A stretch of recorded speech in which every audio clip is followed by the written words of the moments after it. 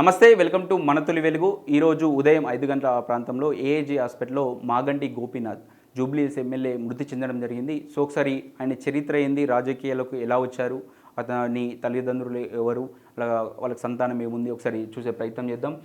Maganti Gopinath photos BRS పార్టీలో చేరారు. అంతకుముందు టీడీపీలో కూడా ఆయన పనిచేయడం జరిగింది. ఒకసారి చూద్దాం ఆయన ఒక ప్రస్థానాన్ని. ఒక తల్లిదండ్రులు వచ్చేసి కృష్ణమూర్తి, మహానంద కుమారి, జీవిత భాగస్వామి అతని వైఫ్ వచ్చేసి సునీత, సంతానం వచ్చేసి మాగంటి వాత్సల్యనాథ్ కుమారుడు, ఇద్దరు కుమార్తెలు కూడా ఉంటారు. అక్షర నాగ, దిశిర, ఇద్దరు కుమార్తెలు ఉండడం జరిగింది అతనికి.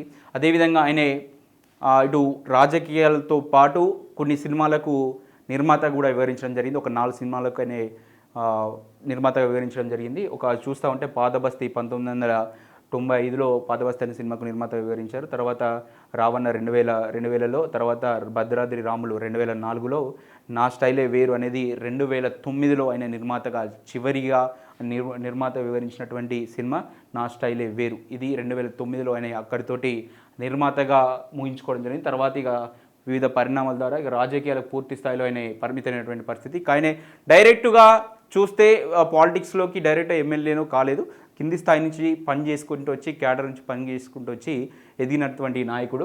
ఇక్కడ చూసిన మాగంటి గోపీనాథ్ 1983లో తెలుగుదేశం పార్టీ ద్వారా రాజకీయాలకు వచ్చారు. ఆ తర్వాత ఆయనే 1985 నుంచి 1982 వరకు తెలుగు యువత రాష్ట్ర అధ్యక్షుడు పనిచేసిండు.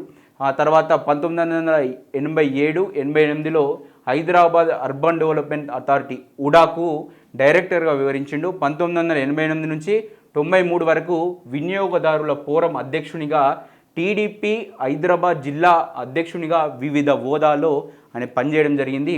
అంటే గ్రౌండ్ నుంచి వచ్చినటువంటి వ్యక్తి అన్నమాట గోపీనాథ్. డైరెక్ట్ ఎమ్మెల్యే అయినటువంటి, పైసలతో ఎమ్మెల్యే అయినటువంటి వ్యక్తి కాదు. ఒక కింది స్థాయి క్యాడర్ నుంచి పనిచేసుకుంటూ వచ్చినటువంటి నాయకుడు. తర్వాత వివిధ పరిణామాల తర్వాత తెలంగాణ వచ్చింది. తెలంగాణ వచ్చిన తర్వాత కూడా ఆయన టీడీపీలోనే కొనసాగిండు.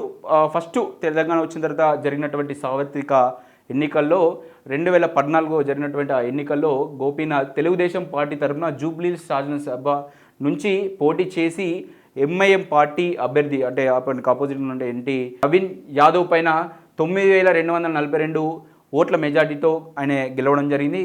ఆ తర్వాత వచ్చిన ఆయన బీఆర్ఎస్ పార్టీలో, అప్పుడున్నటువంటి టీఆర్ఎస్ పార్టీలో జాయిన్ కావడం జరిగింది.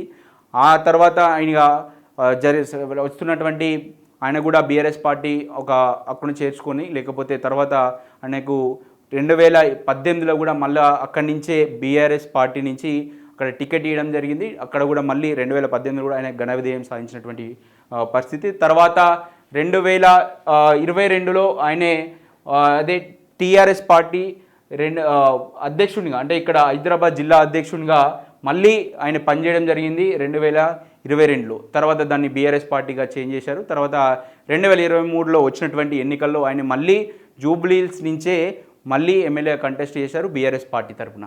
ఒక మంచి బేస్ని మాత్రం జూబ్లీహిల్స్లో ఏర్పాటు చేసుకున్నారు. ఎందుకంటే గ్రౌండ్ నుంచి వచ్చినటువంటి నాయకుడు, అక్కడ మంచి అంటే జనాల్లో పట్టున్నటువంటి వ్యక్తిగా అక్కడ ఉన్నటువంటి వాళ్ళు చెప్తూ ఉంటారు.